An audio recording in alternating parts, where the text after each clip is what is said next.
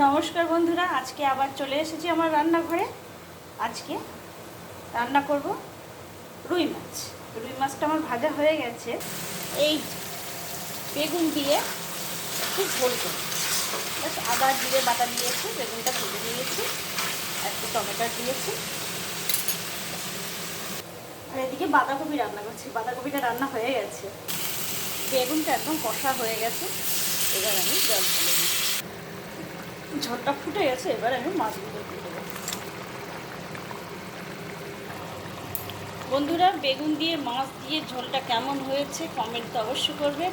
আর তারপরে নতুন নতুন বন্ধুরা এত সুন্দর কমেন্ট করছেন, নতুন নতুন বন্ধুদের জন্য অনেক অনেক ধন্যবাদ। আর আমার পাশে থাকার জন্য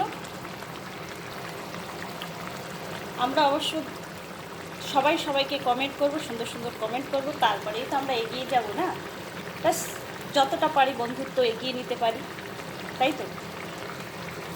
আমাদের এই বন্ধুত্ব কোনো রকম কমই হবে না। সবাই সবাইকে কমেন্ট করব, সবাই সবাই পাশে থাকবো। Thank you, thank you.